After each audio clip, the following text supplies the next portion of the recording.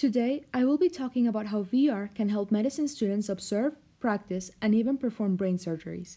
First though, let's understand why brain surgeries are such delicate and complicated procedures.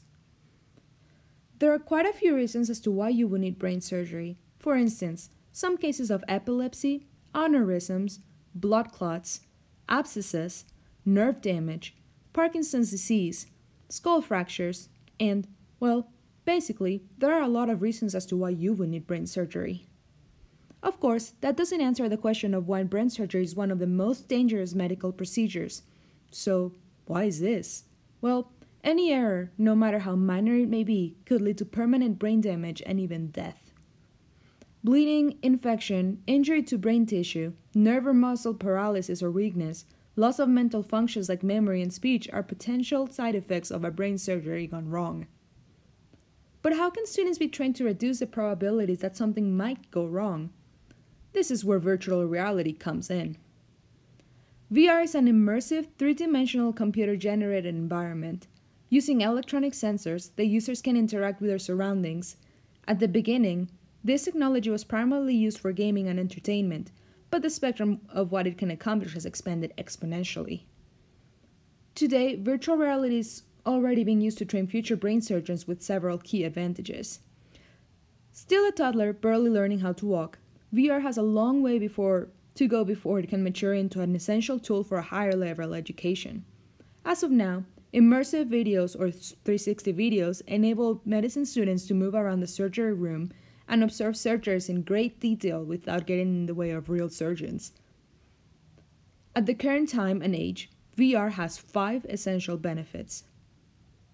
1. Virtual reality can be used anywhere and is not completely restrained by outside factors. It only needs the VR equipment, the program that contains the educational environment, and a simple room with enough space so that the student can spread his arms from side to side. Without the need for real medical equipment, there is no need to enter a surgery room or even a laboratory to learn. 2. Reduces need for cadavers. It is true that medicine students are thirsty for brains, but that does not mean they can go out and harvest them from the living. Once a student has learned the theory and has gone through simulations of brain surgery, they utilize real brains to perform pseudo-surgeries. Bodies, however, are not readily available for every educational institute. Moreover, in order to dissect the human brain, the owner of the brain must donate his or her body to science prior to dying. What percentage of the population do you think will actively donate their brains? Most definitely not enough. And you know what bodies are too? Expensive. Number 3. It's cheaper. Corpses require special facilities with cooling systems to reduce the speed of decomposition. This cooling system must be turned on 24/7. Also, the facilities must be impeccable to avoid fungi and bacteria. This means constant cleaning and expensive and time-consuming procedures to ensure everyone that enters the room where the corpses are is kept clean.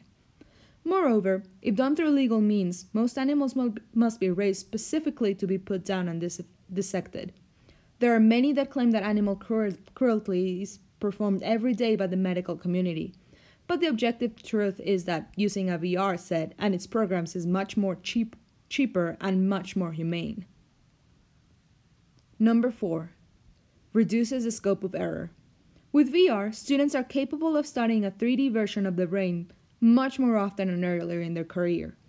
There is no reason to waste brains on new students in order to get them used to what this medical field is all about. They will have their brain waiting for them inside the virtual environment. Did the students mess up? Well, they can reset the brain and try again without any major consequences. Did the student not understand something? If it is a 360 video of a surgery, the student can simply pause it and go back to observe what he needs to observe again. Furthermore, the student can go through multiple procedures within an environment that looks real, elevating their stress to something similar to the stress levels in a normal surgery room. This will train and prepare them for the emotional impact they may experience within a surgical procedure. Number 5. Enhance interactions. The student may not just be a spectator, but they can actively interact with their environment. The students might be capable of separating the parts of the brain to examine them in detail, zooming in or out, highlighting target parts, and even labeling them. The ability of completing multiple procedures is also an essential reason as to why VR could and is proving to be an important educational tool. But what about the issues though? Medical scans of an individual's anatomy may be too complex to be converted into a virtual reality environment. The brain is one of the most complex parts of the body. It is such a delicate bundle of neurons, tissue, and fat that replicating it could be a massive and expensive process. As explained before, there are many issues that the brain may experience, and all of them would need an altered program that replicates each and every problem. Today, a computer called Aurora 21 is being developed to create the scan of a brain down to its individual neurons.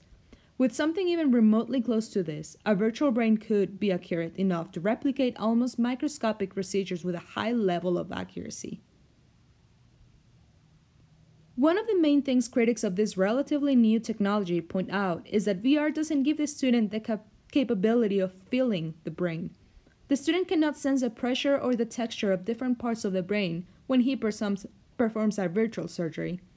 This could and is being fixed by haptic feedback, which we will talk about in a future video. Furthermore, if the program strives for reality, they must simulate the effects of the procedure on the individual's whole body. This means that the algorithm of the program must be capable of recognizing every single action the student makes. If something goes wrong, the virtual body of the patient must react accordingly. For instance, the virtual patient should go into cardiac arrest if something is not done right. In conclusion, all in all, virtual reality is already being used to help medicine students learn how to perform brain surgeries correctly. Still, the accuracy on both detail and movement that this technology has is relatively poor and requires a lot of improvement. VR might not be capable of recreating real-life brains in the near future, but its technology is quickly making VR an important and extremely helpful method of teaching students how to perform brain surgeries.